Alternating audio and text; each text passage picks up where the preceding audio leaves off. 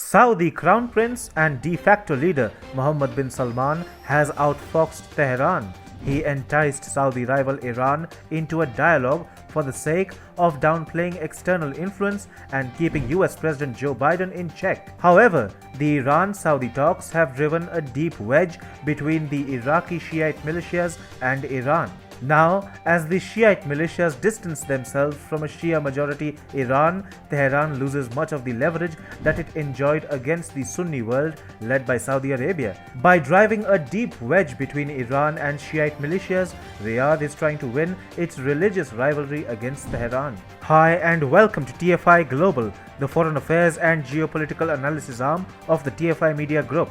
I am your host Sanbir Ranhotra, and in this video we speak about how Saudi Arabia is souring relations between Iran and its militias.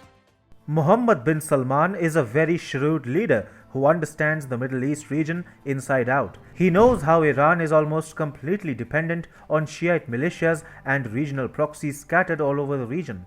The Saudi Crown Prince also knows that Iraq wants to diffuse Saudi-Iran tensions, and most importantly, MBS understood that the Saudi-Iran dialogue would disillusion Iraqi Shiite militias. The dialogue between Iran and Saudi Arabia was actually encouraged by Iraq, which is troubled by the centuries-old schism between Sunni Muslims and Shia Muslims. Iraq borders both Saudi Arabia and Iran. It also consists of both Shias and Sunnis. A group of Shiite militias traditionally loyal to Iran are also present in Iraq. In fact, they have been sponsored and nurtured by Tehran so far and were also instrumental in fighting ISIS. As such, Iraq wants a resolution between Iran and Saudi Arabia. Iraqi leadership does not want to get sandwiched in between a Sunni power and a Shia power at loggerheads with each other. Baghdad is also wary of hosting the Shiite militias for too long, so it brought together the Saudis and Iranians, which has surprisingly made some excellent progress. The Saudi-Iran dialogue is making all regional powers happy,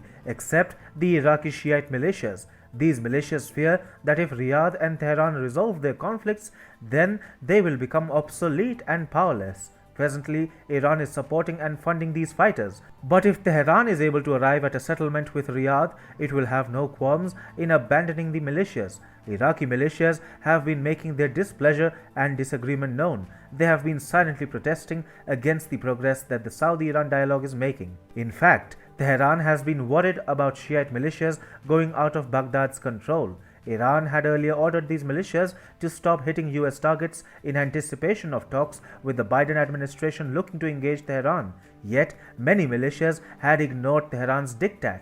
Irked by the militias, Iran had to issue an open warning that it would disavow some of the militias if they kept disregarding Iranian instructions. The militias themselves understand Iran's desire to move towards a diplomatic solution, earlier with Biden and now with MBS, but they simply refuse to comply. Militias want to play spoilsport and keep Iran at loggerheads with Sunni Arabs because these proxy groups understand that their very survival is dependent upon the conflict in the region. Sensing the friction between Iran and its militias, MBS decided to exploit the fault lines between Tehran and its armed proxy groups. Iran is not likely to cut all of its proxies loose even if a diplomatic resolution between Riyadh and Tehran is reached. However, the militias will gradually fade into oblivion due to the sheer lack of purpose.